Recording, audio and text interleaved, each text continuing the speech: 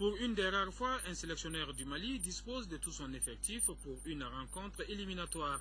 Excepté Samba Diakité malade, tous les joueurs convoqués par Patrice Carteron ont pris part au premier vrai entraînement avant-match à Kabbalah. Déjà, je pense que mon séjour en Europe, où j'avais rencontré beaucoup des joueurs qui sont venus, me comble. Je vois qu'ils ont tous compris le message, qu'ils ont tous répondu présent. Et après, ça a été une évidence pour moi que d'appeler Alicia Irango et Salif Koulibaly, parce que j'ai vu leurs prestations. Pathé Diallo m'avait longuement parlé de certains joueurs locaux qui pouvaient venir nous rejoindre et qui étaient très intéressants.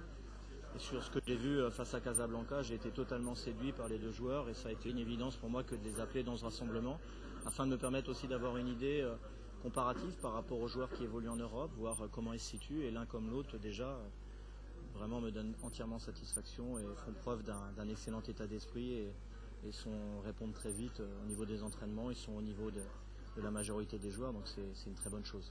La bonne ambiance au sein du groupe suscite l'optimisme du sélectionneur pour qui ces matchs constituent une première à la tête d'une équipe nationale.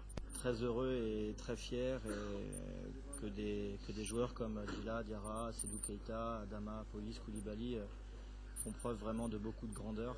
Depuis qu'ils sont arrivés, leur seule motivation c'est l'équipe nationale. Ils ont encore une fois pas voulu rentrer dans des pseudo-conflits qui n'ont pas lieu d'être. Ils sont là pour tout apporter au niveau de l'équipe nationale et ils ont un comportement exemplaire au niveau des jeunes. Donc l'ambiance est formidable et c'est pour ça vraiment que j'en appelle à l'union sacrée au niveau de nos supporters, parce qu'on a tous, les joueurs méritent cette victoire, le public le mérite, donc il faut vraiment que pendant 90 minutes ce soit l'union sacrée et qu'on soit poussé dans ce stade du 26 mars comme peut-être jamais les joueurs l'ont été, afin qu'on vive tous une soirée samedi exceptionnelle.